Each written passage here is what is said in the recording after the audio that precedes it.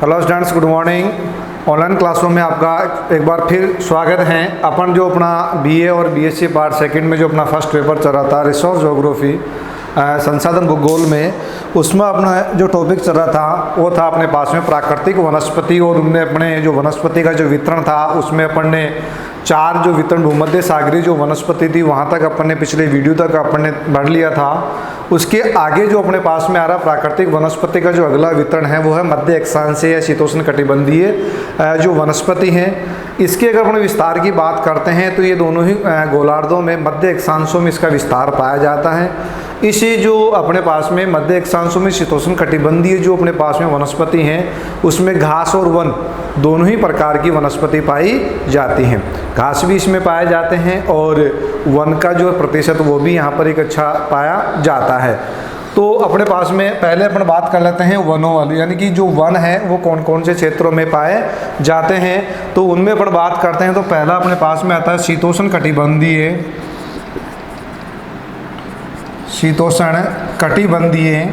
पतझड़ वन, यानी कि अपने पास में पहला आ गया शीतोष्ण कटिबंधीय पतझड़ वन। ये जो अपने पास में दोनों ही मध्य अक्षांशों में दोनों ही गोलार्धों में महाद्वीपों के पूर्वी भाग में, यानी कि कौन से भाग में, महाद्वीपों के पूर्वी भाग में अपने शीतोष्ण कटिबंधीय जो पतझड़ वन है इनका विस्तार मुख्य रूप से पाया जाता है। अगर अपन इनके अगर महाद्वीपों के अनुसार बात करें तो ये अपने पास में कौन सा महाद्वीप आ गया, उत्तरी अमेरिका महाद्वीप में इसका विस्तार पाया जाता है। पर उत्तरी अमेरिका का पूर्वी भाग कौन सा होगा, ये वाला भाग। उसके बाद में यूरोप महाद्वीप का पश्चिमी भाग, चीन का अपने पास में पूर्वी भाग, चीन का कौन सा भाग, पूर्वी भाग। और यहाँ पर अपने पास में द्वीपीय स्थिति में है जापान, ये अपने पास में कौन सा आ गया, जापान। यहाँ मुख्य रूप से शीतोष्ण कटिबंधीय जो पतझड़ वन है इनका विस्तार पाया जाता है। तो कौन सा आ गया, उत्तरी अमेरिका में। और साथ में यूरोप का कौन सा भाग, पश्चिमी भाग, ये वाला पश्चिमी भाग। और साथ में चीन का पूर्वी भाग। और जापान में जो शीतोष्ण कटिबंधीय जो पतझड़ जो वनस्पति उसका विस्तार मुख्य रूप से पाया जाता है। यहाँ के अपना अगर जो तापमान की बात करते हैं कि इस प्रकार की जो वनस्पति जो विकसित होती हैं, यहाँ पर दोनों ही प्रकार की ऋतुएं, ग्रीष्मकालीन ऋतु और शीतकालीन ऋतु दोनों ही प्रकार की यहाँ पर जो ऋतुएं पाई जाती हैं। तो ग्रीष्म काल का यहाँ पर जो तापमान है, तापमान 21 डिग्री सेल्सियस से 27 डिग्री सेल्सियस तक औसत रूप से यहाँ पर तापमान पाया जाता है। यानी कि अपन तापमान की बात करते हैं तो यहाँ पर जो टेम्परेचर है ग्रीष्म काल का जो औसत तापमान है 21 डिग्री सेल्सियस से 27 डिग्री सेल्सियस। और शीतकाल की अगर अपन बात करते हैं तो शीतकाल में जो तापमान है वो 12 डिग्री सेल्सियस से लेकर 15 डिग्री सेल्सियस तक तापमान यहाँ पर पाया जाता है। तापमान हो गया। उसके बाद में अगर वर्षा की अपन बात करते हैं तो यहाँ पर 75 सेंटीमीटर से लेकर 150 सेंटीमीटर वार्षिक वर्षा का औसत यहाँ पर मुख्य रूप से पाया जाता है। और इस क्षेत्र में वनों के विकास के लिए एक अनुकूल जलवायु पाए जाने की वजह से यहाँ पर वनों का विकास हो पाया है। शीत ऋतु में यहाँ पर कहीं वर्षा होती है, लेकिन वो वर्षा हिम के रूप में होती है, यानी बर्फीले कणों के रूप में यहाँ पर बारिश होती है। और साथ ही यहाँ पर इसमें जो अपने शीतोष्ण कटिबंधीय जो पतझड़ वन है इसमें जो अपने शीत ऋतु आती हैं, इस शीत ऋतु में वर्षा की मात्रा कम होने की वजह से ये पेड़ पौधे जो अपनी पत्तियाँ गिरा देते हैं, इस वजह से इनको शीतोष्ण कटिबंधीय पतझड़ वनों के नाम से इनको जाना जाता है। कौन सी ऋतु में पत्ते गिरा देते हैं, शीत ऋतु में या शीतकाल में अपनी पत्तियाँ गिरा देते हैं। यहाँ पर पाए जाने वाले जो वृक्षों की अगर बात करते हैं कि इनकी ऊंचाई कितनी होती है, यानी शीतोष्ण कटिबंधीय जो अपने पास में शीतोष्ण पतझड़ वन है वहाँ पर पाए जाने वाले वृक्षों की ऊंचाई 20 मीटर से लेकर 25 मीटर की ऊंचाई के वृक्ष इस अपने शीतोष्ण कटिबंधीय पतझड़ वनों वाले क्षेत्रों में पाए जाते हैं। यहाँ जो मुख्य रूप से अपने पास में ओक हैं, बीच हैं, एलम हैं, इस प्रकार के जो वृक्ष हैं, मुख्य जो वॉसवुड हैं, ट्यूलिप हैं, चेस्टनट जो वृक्ष प्रजाति की जो वृक्ष हैं वो मुख्य रूप से इस क्षेत्र में पाए जाते हैं। तो ये था अपना 5वां जो प्रकार था, कौन सा, मध्य अक्षांश या शीतोष्ण कटिबंधीय वन, जो वनस्पति का जो पहला जो पार्ट था अपने पास शीतोष्ण कटिबंधीय पतझड़ वन, जो मुख्य रूप से अपने महाद्वीपों के पूर्वी भाग में पाए जाते हैं। इसी का अपने पास में दूसरा भाग है शीतोष्ण कटिबंधीय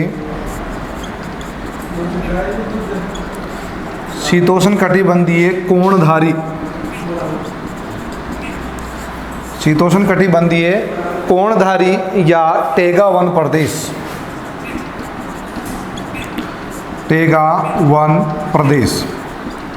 अब जैसे अपने पास में शीतोष्ण कटिबंधीय जो पतझड़ वनों की बात थी कि इनका जो विस्तार मध्य अक्षांशों में दोनों ही गोलार्धों में पाया जाता है, लेकिन अपने पास में शीतोष्ण कटिबंधीय जो कोणधारी जो टेगा वन प्रदेश हैं, इसमें जो इनमें और उसमें मुख्य अंतर क्या है कि जो टेगा जो वन प्रदेश हैं या अपन कह सकते हैं शीतोष्ण कटिबंधीय जो कोणधारी वृक्ष है उनका विस्तार मुख्य रूप से उत्तरी गोलार्ध में ही पाया जाता है।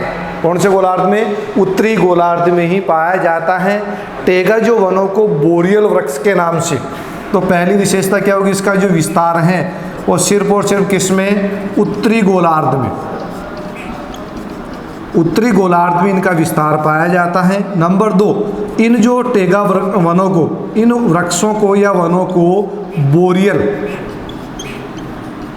बोरियल वृक्ष के नाम से भी जाना जाता है। जैसे अपने पिछले वीडियो में अपन ने पढ़ा था कि बोरियल जो वृक्ष कौन से होते हैं, यानी जो पुरातन जो भूगोलवेता थे उन्होंने जो वनस्पति को 2 भागों में बांटा था। एक थी अपने जो पिछले वीडियो में अपन ने पढ़ा था देशज, जिसको अपन स्थानीय जो वनस्पति का प्रकार अपन कहते थे। एक था अपने पास में विदेशज, जिसको जो पुराने जो भूगोलवेता थे, पुरातन जो भूगोल शास्त्री थे, उन्होंने बोरियल वृक्षों की संज्ञा उन्होंने दी थी। तो इसी टेगा वन प्रदेश में या अपन उस शीतोष्ण कटिबंधीय जो कोणधारी जो वन प्रदेश हैं वहाँ पर जो टेगा वृक्ष पाए जाते हैं जिनका विस्तार सिर्फ उत्तरी गोलार्ध में है। ये जो भूमध्य रेखा से ऊपर वाला, इसे अपने शुरू में जो पढ़ा था कि उत्तरी गोलार्ध जो भूमध्य रेखा 0 डिग्री जो अक्षांश रेखा है वो संपूर्ण विश्व को 2 गोलार्धों में बांटती है। ऊपर वाला कौन सा हो गया अपने पास में? उत्तरी गोलार्ध, और भूमध्य रेखा से नीचे वाला कौन सा हो गया? दक्षिणी गोलार्ध। तो इसे जो अपने पास में बोरियल जो वृक्ष हैं या अपन कह सकते हैं टेगा जो वन प्रदेश है उसका विस्तार सिर्फ और सिर्फ अपने पास में उत्तरी गोलार्ध में पाया जाता है। उसके बाद में अपन बात करते हैं इनका जो विस्तार है। अब जो टेगा वन प्रदेश है तो बर्फीले क्षेत्रों में पाया जाता है। तो उत्तरी अमेरिका का ये जो भाग है कनाडा, यहाँ पर कौन सा देश है? कनाडा प्रदेश में पाया जाता है। ग्रीनलैंड वाला जो दक्षिण भाग है वहाँ पर यूरेशिया, यूरो प्लस एशिया, यानी कि 2 महाद्वीपों का संयुक्त नाम, 2 महाद्वीपों का संयुक्त नाम है अपने पास में कौन सा? यूरोशिया, जिसको क्या बोलते हैं? Euro plus Asia. इस यूरो प्लस एशिया के साथ में और उसके साथ में अपन बात करते हैं यूरोप का उत्तरी भाग। ये अपने पास में कौन सा महाद्वीप है? यूरोप महाद्वीप। तो इस यूरोप महाद्वीप का उत्तरी जो भाग है यहाँ पर भी जो है टेगा वन प्रदेश पाए जाते हैं। यूरेशिया का जो भाग है, ये जो भाग है साइबेरिया प्रदेश। ये कौन सा प्रदेश है? साइबेरिया। तो यूरेशिया में अपने पास में कौन सा? साइबेरिया प्रदेश। और जबकि पर्टिकुलर अपन यूरोप की बात करते हैं तो ये यूरोप का उत्तरी भाग में जो अपने पास में कोणधारी या टेगा वन प्रदेश है उनका विस्तार पाया जाता है। यहाँ पर जो इनको कोणधारी जो वन क्यों कहते हैं, यानी कि कोणधारी इनको वन कहा जाता है, क्यों?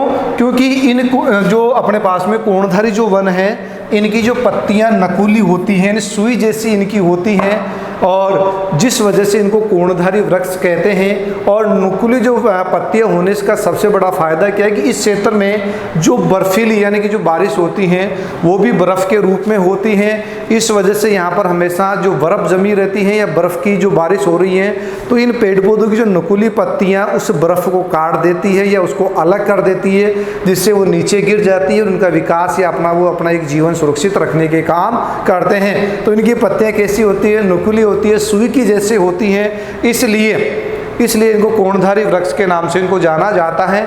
इसके जो अपने पास में जो कोणधारी या टेगा वन प्रदेश है, यहाँ पर शीतकाल की जो ऋतु होती है, शीत ऋतु की अवधि लंबी होती है, जबकि ग्रीष्म ऋतु की अवधि क्या होती है, छोटी होती है। वार्षिक जो वर्षा की अगर बात करते हैं तो वार्षिक वर्षा का जो औसत है वो 25 सेंटीमीटर से लेकर 100 सेंटीमीटर तक वार्षिक वर्षा होती है। यानी कि कौन से में अपने पास में टेगा वन प्रदेश में अगर वर्षा के औसत की अगर बात करते हैं, वर्षा का जो औसत है वो 25 सेंटीमीटर से 100 सेंटीमीटर वार्षिक वर्षा होती है। अगर अपन तापमान की बात करते हैं तो यहाँ पर तापमान ग्रीष्म ऋतु में जो औसत टेम्परेचर वो 6 डिग्री सेल्सियस रहता है। यानी ग्रीष्म ऋतु में 6 डिग्री सेल्सियस है तो शीत ऋतु में कितना हो सकता है, यानी हिमांक से यानी बर्फ जमने वाले जो 0 डिग्री सेल्सियस से भी नीचे यहाँ पर जो है तापमान पाया जाता है। कौन सी ऋतु में, शीत ऋतु में। ये ग्रीष्म ऋतु है और शीत ऋतु का जो टेम्परेचर है वो हिमांक से नीचे पाया जाता है। कौन से, अपने टेगा वन प्रदेश की अपन बात कर रहे हैं। इस जो क्षेत्र में या इस जो अपने पास में प्रदेश में स्प्रू है, पाइन है, फर है, लार्च है, एल्डर है, आल्पस है और जो बेतुला, पॉपुलर और पॉपुलम जो वृक्ष के जो प्रजाति के हैं वो इस क्षेत्र में मुख्य रूप से वृक्ष पाए जाते हैं। कौन कौन से अपने पास में, स्प्रू है, पाइन है, फर है, उसके बाद में लार्च है, एल्डर हैं और आल्पस हैं। ये जो अपने पास में पॉपुलर हैं, पॉपुलम हैं, ये मुख्य रूप से वृक्ष इस क्षेत्र में पाए जाते हैं। तो ये अपने पास में जो मध्य अक्षांशीय शीतोष्ण कटिबंधीय वनस्पति का दूसरा भाग था अपने पास में शीतोष्ण कटिबंधीय कोणधारी या टेगा वन, जिसका विस्तार मुख्य रूप से कहाँ पर, उत्तरी अमेरिका महाद्वीप में कनाडा, यूरोप महाद्वीप का कौन सा भाग, उत्तरी भाग, यूरेशिया का कौन सा, साइबेरिया वाला क्षेत्र में मुख्य रूप से इन वनों का विस्तार पाया जाता है। इसका जो अपने पास में जो तीसरा पार्ट है, इसका मध्य अक्षांशीय ये अपने पास में आ रहा है जो है शीतोष्ण कटिबंधीय, जो अपने पास में कौन से हैं, घास के मैदान। तीसरा जो पार्ट है अपने पास में शीतोष्ण कटिबंधीय, शीतोष्ण कटिबंधीय घास के मैदान या क्षेत्र, ये इसका तीसरा भाग, किसका, मध्य अक्षांशीय शीतोष्ण कटिबंधीय। पहले इसके अपन बात कर लेते हैं अक्षांशीय विस्तार। अक्षांशीय विस्तार, अक्षांशीय विस्तार की अगर अपन बात करते हैं तो इसका अक्षांशीय विस्तार जो है वो 30 डिग्री से 45 डिग्री अक्षांशों के मध्य दोनों गोलार्धों में, अक्षांशों के मध्य दोनों गोलार्धों में, दोनों गोलार्धों में कितना, 30 से 45 डिग्री अक्षांशों के मध्य दोनों गोलार्धों में किसका, शीतोष्ण कटिबंधीय घास मैदानों का विस्तार पाया जाता है। 30 से 45 डिग्री की कौन सा आ गया अपने अक्षांशों के मध्य दोनों गोलार्धों में। इसमें क्या होता है, इसका जो घास के मैदानों का जो विस्तार है वो महाद्वीपों के मध्य भाग में पाया जाता है। महाद्वीपों के कौन से भाग में, मध्य भाग में पाया जाता है। इसलिए यहाँ पर जो जलवायु पाई जाती है वो कैसी पाई जाएगी, महाद्वीपीय जलवायु यहाँ पर पाई जाती है। इस क्षेत्र में जो अगर अपन बात करते हैं तापमान की, अगर अपन बात कर लेते हैं तो यहाँ पर जो तापमान, शीतकाल का जो तापमान है किसमें, इसी अपने शीतोष्ण कटिबंधीय घास मैदान के जो अगर तापमान की अगर अपन बात करें तो तापमान शीतकाल में जो औसत जो अपने पास में टेम्परेचर है वो 15 डिग्री सेल्सियस रहता है, जबकि ग्रीष्म काल का औसत टेम्परेचर 26 डिग्री सेल्सियस से लेकर 32 डिग्री सेल्सियस तक यहाँ पर तापमान पाया जाता है। अगर यहाँ पर अपन बात करें वार्षिक वर्षा का औसत, यानी कि वार्षिक वर्षा के औसत की अपन बात करें तो इस क्षेत्र में वार्षिक वर्षा 25 सेंटीमीटर से लेकर 75 सेंटीमीटर तक यहाँ पर वार्षिक वर्षा पाई जाती है। ये जो प्रमुख रूप से किसके लिए जाना जाता है, इस घास के लिए जाना जाता है। कौन सा, जैसे अपने शुरू में अपने जो टॉपिक स्टार्ट किया था उस समय पढ़ा था कि मध्य अक्षांशीय जो अपने पास में शीतोष्ण कटिबंधीय घास और वनस्पति हैं, ये महाद्वीपों के पूर्वी भाग में मुख्य रूप से आपने कहें कि ये जो है इसमें मुख्य रूप से वन और घास दोनों ही प्रकार की वनस्पति पाई जाती हैं। किसमें, शीतोष्ण कटिबंधीय घास। दो अपने वनों के प्रकार अपन ने पढ़ लिए, कौन से, टेगा या कोणधारी वन थे, शीतोष्ण कटिबंधीय पतझड़ वन थे। तो घास कौन सी, घास वाला कौन सा पॉइंट आ गया अपने पास में, तीसरा शीतोष्ण कटिबंधीय घास के मैदान। तो इस क्षेत्र में मुख्य रूप से क्या पाई जाती है, घास। इस क्षेत्र में जो पाई जाने वाली घास जो है, उस घास की जो है, घास की जो लंबाई है वो 1.3 मीटर से लेकर 1.3 मीटर से लेकर 3 मीटर ऊंचाई तक की घास इस जो अपने पास में वनस्पति वाले क्षेत्र में पाई जाती है। यहाँ की अपन बात करते हैं कि इस जो क्षेत्र में जो घास का जो विकास होता है, घास का जो विकास होता है वो किस प्रकार से, 30 से 45 डिग्री अक्षांशों के मध्य दोनों ही गोलार्धों में इसका क्या पाया जाता है, विस्तार पाया जाता है। तो यहाँ पर शीत ऋतु भी पाई जाती है, इसलिए शीत ऋतु में इस घास का विकास कम होता है। यानी कि जो शीत ऋतु है, शीत ऋतु में घास का विकास क्या होगा, कम होगा। जबकि अपने पास में कौन सी ऋतु आएगी, ग्रीष्म ऋतु है। इस ग्रीष्म ऋतु में घास का विकास अत्यधिक मात्रा में होगा। इस प्रदेश में पाए जाने वाली प्रमुख जो शीतोष्ण कटिबंधीय घास के क्षेत्र हैं उनकी अगर अपन बात कर लेते हैं तो पहले अपन बात करते हैं संयुक्त राज्य अमेरिका, या अपन कहें कि अमेरिका उत्तरी अमेरिका महाद्वीप। उत्तरी अमेरिका महाद्वीप में यहाँ पर एक महान झीलों का क्षेत्र है, जैसे अपने पिछले वीडियो में भी अपने भरा था, मैप में अंकित किया था। तो इस महान झीलों के क्षेत्र के पास में कनाडा और जो है कनाडा का दक्षिणी भाग और अपने पास में उत्तरी अमेरिका का उत्तरी भाग, यहाँ पर है प्रेरीज घास के मैदान। कौन से घास के मैदान है इस जगह, प्रेरीज।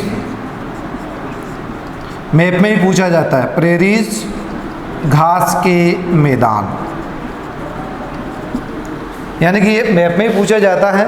तो उत्तरी अमेरिका में कौन सा आ गया अपने पास में, प्रेरीज घास के मैदान। उसके बाद में अपने पास में दक्षिण जो अमेरिका, जिसको अपन क्या बोलते हैं, लैटिन अमेरिका भी अपन उसको कहते हैं। तो दक्षिण अमेरिका में अर्जेंटीना और यूरुग्वे, अर्जेंटीना और यूरुग्वे, ये वाला जो क्षेत्र है इसमें यहाँ पर जो पाई जाती है अपने पास में पंपाज घास के मैदान। यानी कि अपने पास में क्या है, शीतोष्ण कटिबंधीय घास की जो प्रमुख जो मैदानी क्षेत्र हैं वो कौन कौन से हैं। तो पहला अपने पास में महाद्वीप के अनुसार अपन बात कर लेते हैं तो उत्तरी अमेरिका महाद्वीप में प्रेरीज घास के मैदान, अर्जेंटीना और उरुग्वे में अपने पास में पंपाज घास के मैदान। अफ्रीका महाद्वीप, ये अपने पास में कौन सा महाद्वीप है, अफ्रीका महाद्वीप। अफ्रीका महाद्वीप में यहाँ पर अपने इसका दक्षिणी भाग हो गया, तो क्या हो गया, दक्षिणी अफ्रीका। इस दक्षिणी अफ्रीका में क्या अपने पास में वेल्स घास के मैदान। यहाँ पर क्या अपने पास में वेल्स घास के मैदान। ये अपने पास में कौन सा महाद्वीप आ गया, ऑस्ट्रेलिया। ऑस्ट्रेलिया में अपने पास में कौन से हैं, डाउन्स घास के मैदान। और इसी के पास में अपने पास में क्या है, न्यूजीलैंड। न्यूजीलैंड में क्या है, कैंटरबरी। न्यूजीलैंड में कौन सा है, कैंटरबरी घास के मैदान जो है यहाँ पर पाए जाते हैं। इसके अलावा जो अपने अफ्रीका महाद्वीप में जो जिम्बाब्वे हैं वहाँ पर भी जो है पोस्ता जो है उष्णकटिबंधीय घास के मैदानी क्षेत्र में पाए जाते हैं। बंद कर दूंगा, है ना। तो ये है अपने पास में कौन से हो गए, जो उष्णकटिबंधीय जो घास के मैदानों में मुख्य रूप से कौन से हो गए, प्रेरीज घास का मैदान हो गया उत्तरी अमेरिका महाद्वीप में। दक्षिण अमेरिका महाद्वीप पंपाज घास के मैदान है। अफ्रीका महाद्वीप का जो दक्षिण भाग है जिसको हम दक्षिण अफ्रीका कहते हैं वहाँ पर वेल्स घास के मैदान है। यहीं पर अपने पास में हंगरी में पोस्ता घास के मैदान, ऑस्ट्रेलिया में डाउन्स हैं और न्यूजीलैंड में कैंटरबरी जो घास के मैदान प्रमुख रूप से पाए जाते हैं। यह था अपना कौन सा, तीसरा जो उष्णकटिबंधीय या शीतोष्ण कटिबंधीय जो अपने पास में जो क्षेत्र था उसका तीसरा पॉइंट, जिसमें प्रमुख रूप से किसके लिए था, ये घास। यहाँ पर पूर्ण रूप से घास पाई जाती हैं जो अपने जो 30 से 45 डिग्री अक्षांशों के मध्य प्रमुख रूप से इसका वितरण पाया जाता है। इसके बाद में अपन बात करते हैं जो अपनी अगली जो आ रही है वो है अपने पास में टुंड्रा वनस्पति। इसका छठा जो पॉइंट है वो अपने पास में टुंड्रा वनस्पति। टुंड्रा वनस्पति का जो विस्तार है मुख्य रूप से अपने पास में जो है वो अपने पास में उत्तरी गोलार्ध में, जैसे अपने पास में जो टेगा वनस्पति का जो विस्तार था वो सिर्फ और सिर्फ उत्तरी गोलार्ध में पाया जाता था, वैसे टुंड्रा वनस्पति का विस्तार भी उस सिर्फ और सिर्फ उत्तरी गोलार्ध में पाया जाता है। यहाँ पर हमेशा बर्फ जमी होने की वजह से मॉसेस लाइकेन है या इस प्रकार की जो काई जैसी है वो वनस्पति यहाँ पर प्रमुख रूप से पाई जाती हैं। यहाँ पर बर्फ जमी हुई होती है, स्थायी रूप से बर्फ जमी हुई होने की वजह से यहाँ पर ज़्यादा जो है वो पेड़ पौधे या वनस्पति का विकास नहीं हो पाता है। यहाँ पर जो औसत रूप से जो बारिश होती हैं वो 40 सेंटीमीटर वार्षिक वर्षा का औसत होता है, लेकिन वो भी हिम के रूप में होती हैं। अगर तापमान की अगर बात करते हैं तो तापमान हमेशा हिमांक से नीचे पाया जाता है। इसकी जो प्रादेशिक स्थिति है, किसकी, टुंड्रा प्रदेश की, जो टुंड्रा प्रदेश वाली जो वनस्पति की जो प्रादेशिक स्थिति है उसके आधार पर इसको दो भागों में अपन बांट सकते हैं। पहला अपने पास में जो ऊपर जो अपने आर्कटिक जो महासागर है, आर्कटिक जिसको उत्तरी ध्रुव वाला क्षेत्र अपन कहते हैं, तो पहला तो कौन सा हो गया अपना आर्कटिक टुंड्रा वन प्रदेश। आर्कटिक टुंड्रा वन प्रदेश जिसका विस्तार मुख्य रूप से उत्तरी अमेरिका का उत्तरी भाग, यूरोप का उत्तरी भाग और एशिया का उत्तरी भाग या अपन कह सकते हैं ग्रीनलैंड का उत्तरी भाग है। यहाँ पर इस वनस्पति का मुख्य रूप से विस्तार पाया जाता है और इस क्षेत्र में वर्ष भर स्थायी रूप से बर्फ जमी हुई रहती है। दूसरा अपने पास में है जो है अल्पाइन टुंड्रा वनस्पति। अल्पाइन टुंड्रा वनस्पति उन क्षेत्रों में पाई जाती है, जैसे अपने टुंड्रा प्रदेश में जो भी पर्वतीय क्षेत्र हैं वहाँ पर जो घास या जो भी वनस्पति पाई जाती है उसको अल्पाइन वनस्पति के नाम से जाना जाता है। तो अपने जो छठी जो अपने वनस्पति का प्रकार था टुंड्रा वनस्पति, उसको प्रादेशिक स्थिति के आधार पर कितने भागों बांट दिया, दो भागों में। पहला अपने पास में कौन सा था, आर्कटिक टुंड्रा जो वनस्पति वाला क्षेत्र, और दूसरा था अपने पास में अल्पाइन जो टुंड्रा वनस्पति वाला क्षेत्र। जो अपने पास में जो था आर्कटिक वाला था इसमें स्थायी रूप से बर्फ जमी हुई रहती है, जबकि अपने अल्पाइन वाले में कुछ ग्रीष्म ऋतु पाई जाती है जिसमें उसका जो है वनस्पति का विकास हो जाता है। उसके बाद में सातवां जो अपन प्रकार की बात करते हैं वो अपने पास में मरुस्थलीय वनस्पति, यानी जो अगला अपने पास में आ रहा है वो है सातवां प्रकार है मरुस्थलीय वनस्पति। जिस प्रकार से अपन ने जो शीतोष्ण कटिबंधीय जो अपने पास में जो पतझड़ वन थे उनका जो विकास मुख्य रूप से महाद्वीपों के पूर्वी भाग में होता है, तो वैसे ही यहाँ पर जो मरुस्थलीय जो वनस्पति हैं इसका जो विस्तार मुख्य रूप से, जैसे अपने पास में पतझड़ वनों का विस्तार कौन से भाग में था, महाद्वीपों के पूर्वी भाग में, जबकि मरुस्थलीय वनस्पति जो है उसका विस्तार महाद्वीपों के पश्चिमी भाग में, महाद्वीपों के कौन से भाग में, पश्चिमी भाग में इसका विस्तार पाया जाता है।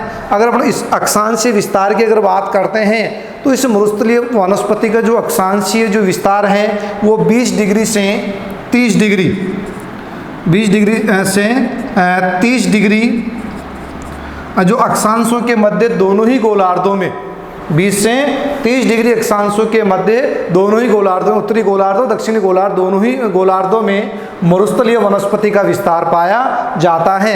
यहाँ पर जैसे अपन कहें कि इस मरुस्थलीय वनस्पति की जो अपने प्रसिद्ध जो अपने पास में जो हैं मरुस्थल हैं, जैसे अपने उत्तरी अमेरिका महाद्वीप में जो कोलोराडो, उत्तरी अमेरिका महाद्वीप में जो कोलोराडो वाला क्षेत्र है वहाँ पर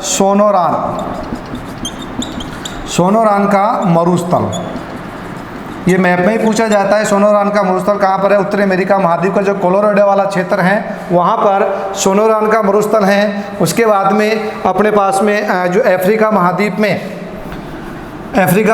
में यहाँ पर अपने पास में सहारा मरुस्थल और कालाहारी मरुस्थल,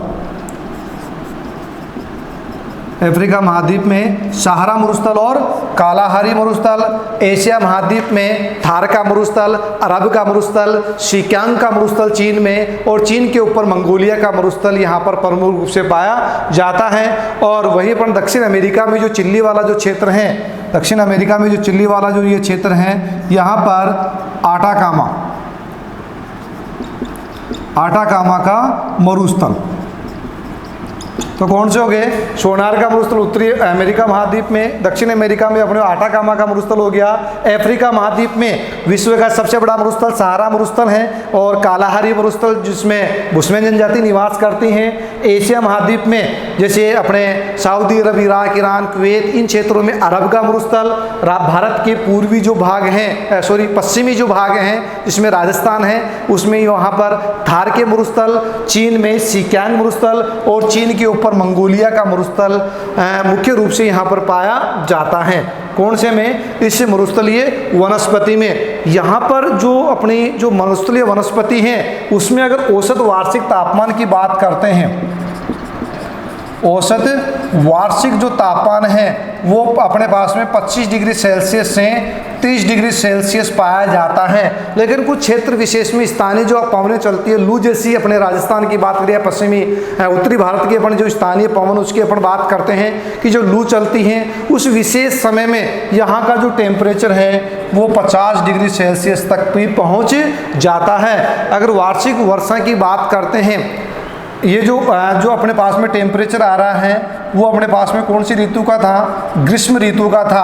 अगर शीत ऋतु की अगर बात करते हैं तो यहाँ पर जो तापमान 12 डिग्री सेल्सियस से लेकर 20 डिग्री सेल्सियस तक यहाँ पर तापमान पाया जाता है। और एक मुख्य विशेषता ये है कि इस मरुस्थलीय जो क्षेत्र में जो तापमान पाए उसमें दैनिक जो तापांतर है, वार्षिक जो तापांतर है उसमें भी बहुत ज़्यादा अंतर पाया जाता है। दिन और रात के तापमान में बहुत ज़्यादा अंतर पाया जाता है। दिन का जो टेम्परेचर जैसे मान लेते हैं 40 डिग्री सेल्सियस पहुँच जाता है तो वही रात का टेम्परेचर डाउन होकर 20 डिग्री सेल्सियस पर आ जाता है। तो यहाँ पर दैनिक तापांतर भी क्या पाया जाता है? अधिक पाया जाता है। और अगर अपन बात करते हैं इस क्षेत्र में जो वर्षा की अगर बात करते हैं कि इस क्षेत्र में औसत जो वार्षिक वर्षा होती है वो 25 सेंटीमीटर से भी कम होती है। यानी कि मरुस्थलीय वनस्पति वाले क्षेत्र में वार्षिक वर्षा का औसत की अगर बात करते हैं तो 25 जो सेंटीमीटर से भी कम यहाँ पर वर्षा होती है। इसी वजह से यहाँ पर जो वनस्पति का विकास सही प्रकार से नहीं हो पाता, इसीलिए यहाँ पर कटीली झाड़ियाँ, छोटे वृक्ष और ऐसे पेड़ पौधे पाए जाते हैं जो उष्णता को सहन कर सके, इसके साथ में इस वातावरण में अपने आप को अनुकूलित कर सकें। इस प्रकार के वनस्पति यहाँ पर पाए जाते हैं जिसमें अपने नागफली हैं या अपने पास में जो बबूल हैं, ये इस प्रकार की वनस्पति यहाँ पर प्रमुख रूप से पाई जाती हैं। इन जो वृक्षों की जो मुख्य विशेषता क्या होती है? इनकी जो जड़ें गहराई तक जाती हैं, छाल होती है जो मोटी होती हैं और ग्रीष्म ऋतु में वाष्पोदन क्रिया को कम करने के लिए अपनी पत्तियां भी गिरा देते हैं, यानी पत्तियां भी इनकी क्या होती हैं? छोटी होती हैं।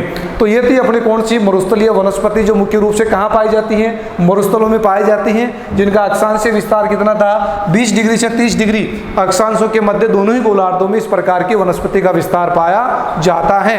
उसके बाद में लास्ट इसका टॉपिक बढ़ता है जो पर्वतीय वनस्पति। पर्वतीय वनस्पति की अपन बात कर लें, जिस प्रकार से भूमध्य रेखा से ध्रुवों की तरफ जाते हैं तापमान में कमी होती जाती है और उसी प्रकार अपन जो ही अपने जो पर्वतों की जो तलहटी वाला जो भाग है, धरातल के पास वाला भाग है, उसमें अपन धरातल से जो अपन ऊंचाई में जाते जाएंगे वनस्पति का जो वितरण है या वनस्पति का प्रकार है वो भी क्या होता जाएगा?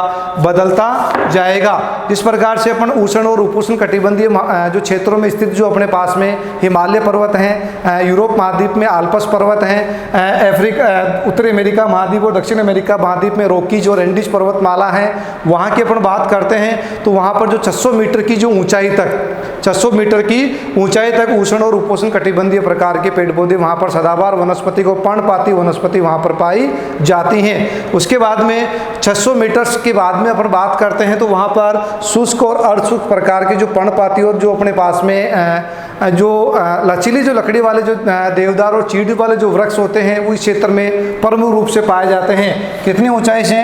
600 मीटर की ऊंचाई की बात की अपन बात कर रहे हैं। ये जो 600 मीटर से कितना 3000 मीटर की ऊंचाई तक इस प्रकार की वनस्पति पाई जाती हैं। 3000 मीटर की ऊंचाई के बाद में जो अपने पास में कोणधारी वन और वो पाए जाते हैं और उससे थोड़ा अपन ऊपर जाएंगे तो वहाँ पर सिर्फ हमेशा बर्फ जमी हुई रहती है। इस वजह से वहाँ पर सिर्फ लाइकेन मॉसेस प्रकार की वहाँ पर शैवाल काई जैसी वहाँ पर जो घासें पाई जाती हैं, जो विशेष रूप से ग्रीष्म ऋतु में बर्फ़ जो पिघलती है उस पिघलते समय में कुछ विकसित हो जाती है, इसलिए चरवाहा उसको चराने के लिए चले जाते हैं और जो ही शीत ऋतु प्रारंभ होती है तो वापस धरातल पर आ जाते हैं। यह था अपना वनस्पति के जो प्रकार और विश्व वितरण। तो अपने पास में जो विश्व वितरण था और वनस्पति के प्रकार थे वो 8 प्रकार की जो हैं उसके भौगोलिक और उच्चावच के आधार पर, जलवायु के आधार पर उसको 8 भागों में बांटा गया था। अगले वीडियो में नए टॉपिक के साथ फिर चर्चा करेंगे। धन्यवाद।